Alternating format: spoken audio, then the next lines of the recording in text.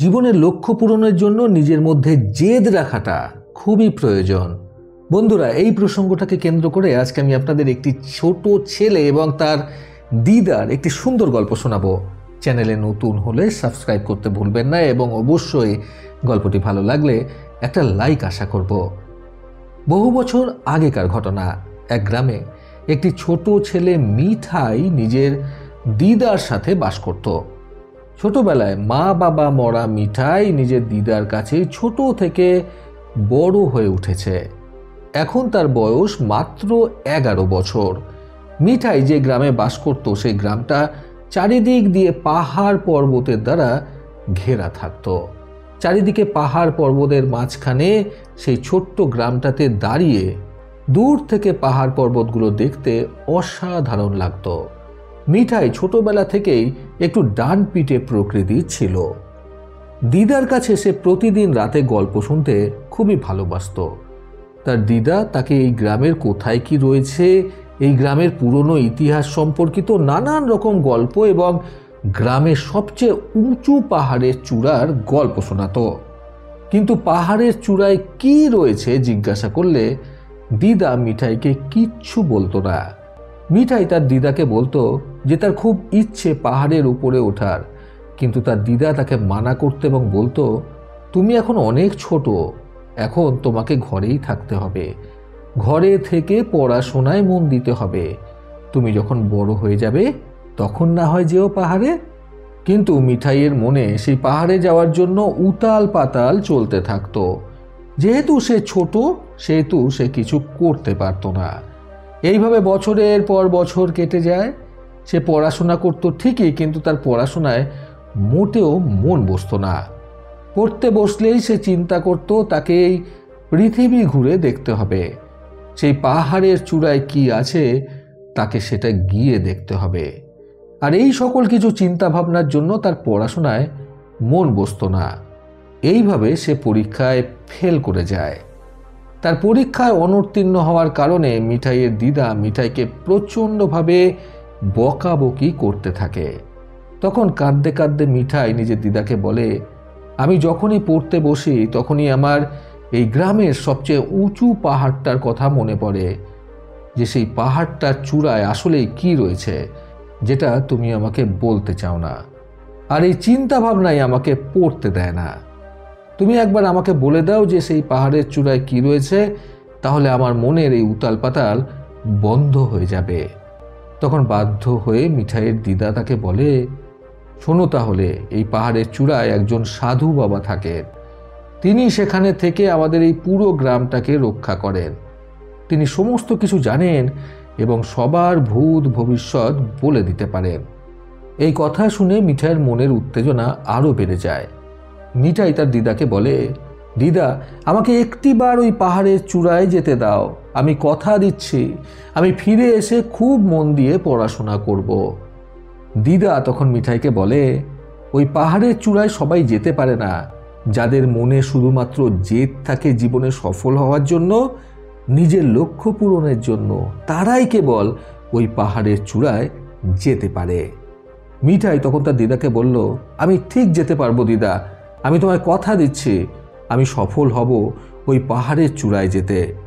আর ফিরে এসে তোমাকে এটাও বলবো যে সেখানে যে সাধু বাবা রয়েছেন ওনাকে দেখতে কেমন।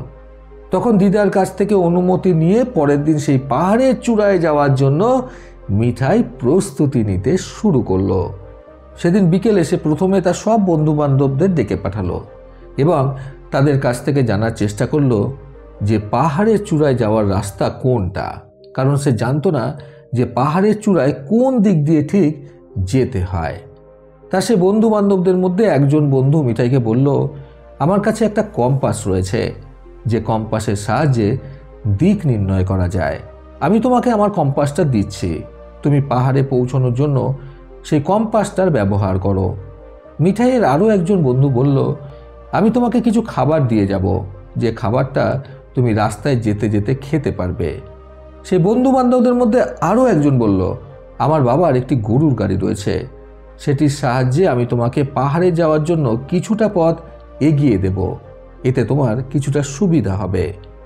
সবার কাছ থেকে সহযোগিতার পূর্বাভাস পেয়ে পরের দিন সকাল সকাল ঘুম থেকে উঠে মিঠাই পাহাড়ে যাওয়ার পথে চলতে শুরু করলো।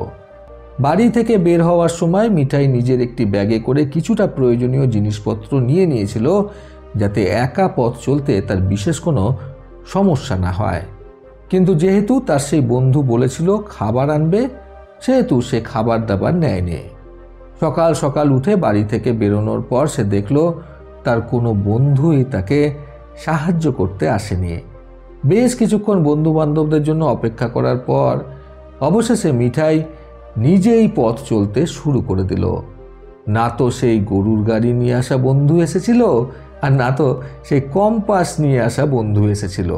যে বন্ধু মিঠাইকে বলেছিল যে খাবার নিয়ে আসবে, সেই বন্ধুটাও আসেনি। ফলে মিঠাই কিছুটা চিন্তায় পড়ে গিয়েছিল, এটা ভেবে যে পাহাড়ে যাওয়ার পথে তার খিদে পেলে সে কি খাবে বা দিক নির্ণয় করবেই বা কিভাবে। বেশ কিছুটা পথ এসব ভাবতে ভাবতে মিঠাই শেষমেশ সকলের আশা ছেড়ে দিয়ে একাই পাহাড়ে ওঠা শুরু করে দেয় এবং পাহাড়ে উঠতে উঠতে তার প্রায় সন্ধ্যা হয়ে যায়। প্রচণ্ড পরিমাণে ক্লান্ত হয়ে মিঠাই পাহাড়ের একধারে বসে পড়ে। তারপর সে ব্যাগ খুলে একটু জল বার করতে গিয়ে দেখে তার দিদা তার জন্য ব্যাগে কিছুটা খাবার দিয়ে দিয়েছিল। সে সেই খাবারটা দেখে ভীষণ শান্তি পায় এবং সেই খাবারটা খেয়ে নেয়। তারপর সেখানে বসে বসে তার মনে পড়ে তার দিদা তাকে ছোট থেকে পাহাড় সংক্রান্ত নানান রকম গল্প শুনিয়েছে। সেখানে তার দিদা তাকে গ্রামের নকশাও বর্ণনা করে দিয়েছিল কিছুটা, অর্থাৎ কোন দিক দিয়ে গেলে কোন দিকে যাওয়া যাবে এটারও কিছুটা আভাস দিয়েছিল মিঠাইয়ের দিদা তাকে। সেই সব কথাগুলো খুব ভালো করে মনে করার চেষ্টা করলো মিঠাই এবং তারপরে সে কিছুটা কিছুটা বুঝতে পারতে লাগলো যে কোন দিক দিয়ে পাহাড়ের চূড়ায় যেতে হবে। এইভাবে বেশ কিছুটা ভাবনা চিন্তা করার পর মিঠাই অবশেষে পথ চলতে শুরু করলো নিজের দিদার বলে দেওয়া বর্ণনা অনুযায়ী। এইভাবে গোটা 2 দিন পার করার পর অবশেষে সে পাহাড়ের চূড়ায় উঠতে সক্ষম হয়। পাহাড়ের চূড়ায় ওঠার পর দিদার বলা কথা অনুযায়ী সে দেখে একটি গাছের নিচে বসে এক সাধু বাবা ধ্যান করছেন। মিঠাই গিয়ে তার কাছে বসে থাকে এবং সাধু বাবার চোখ খোলার জন্য অপেক্ষা করতে থাকে। এইভাবে বেশ কিছুক্ষণ সময় যাওয়ার পর সেই সাধু বাবা চোখ খুলে মিঠাইকে দেখেন। সাধু বাবা মিঠাইকে জিজ্ঞাসা করেন, তুমি এখানে কেন এসেছো? খুবই শান্তভাবে জিজ্ঞাসা করেন তিনি। এরপর সাধু বাবার কথা শুনে মিঠাই স্তব্ধ হয়ে যায়। সে কি বলবে বুঝতে পারছিল না। হঠাৎ সে বলে ওঠে, আমি আপনার কাছে এসেছি জীবনে সফল হওয়ার রহস্য জানতে। তখন সাধু বাবা মুচকি হেসে মিঠাইকে উদ্দেশ্য করে বলেন, সফল হওয়ার জন্য প্রয়োজন স্থির লক্ষ্য এবং মনের মধ্যে রাখা জেদ, যেটা তোমার মধ্যে পরিপূর্ণ রয়েছে।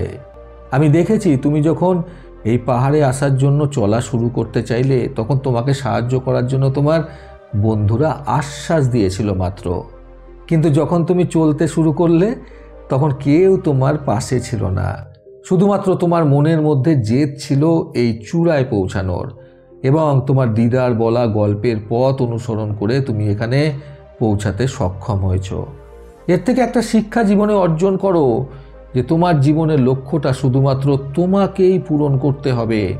সেই লক্ষ্য পূরণের জন্য জেদ শুধুমাত্র তোমাকে নিজেকেই তৈরি করতে হবে তোমার মনের মধ্যে।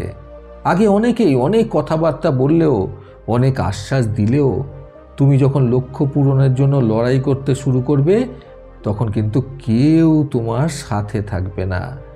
নিজের জীবনের সমস্যা শুধুমাত্র নিজেকেই মেটাতে হবে।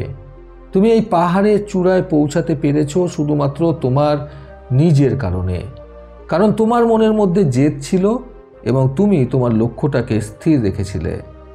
জীবনে সফল হওয়ার জন্য একটি লক্ষ্য থাকা খুবই প্রয়োজন। লক্ষ্য ছাড়া জীবন মূল্যহীন এবং সেই লক্ষ্য পূরণের জন্য মনের মধ্যে জেদ রাখাটা আরও বেশি প্রয়োজন।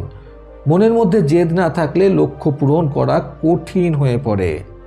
নিজেকে সবসময় যোগ্য করার চেষ্টা করো এবং নিজের প্রতি সময় ব্যয় করো, কারণ তুমি জীবন থেকে যে শিক্ষাটা নেবে সেটা শুধুমাত্র তোমার এবং তোমার জীবনের সফলতার কাজে লাগবে। আমি তোমার ভবিষ্যৎ দেখতে পাচ্ছি।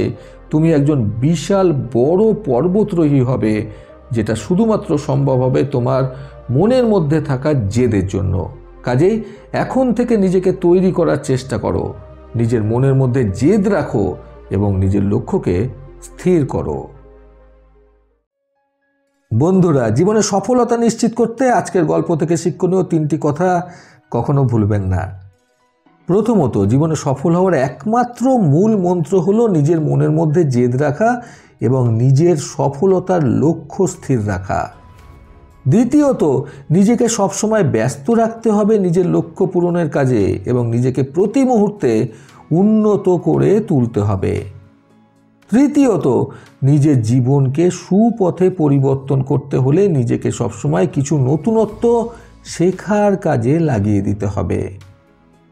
প্রতিবারের মতো আবারও বলবো, এই পৃথিবী তাদেরকেই সম্মান দেয় যারা ইউনিক কিছু করার ক্ষমতা রাখে।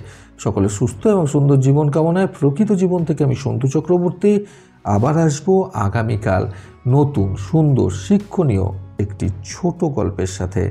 ভালো শুনুন, ভালো থাকুন। ধন্যবাদ।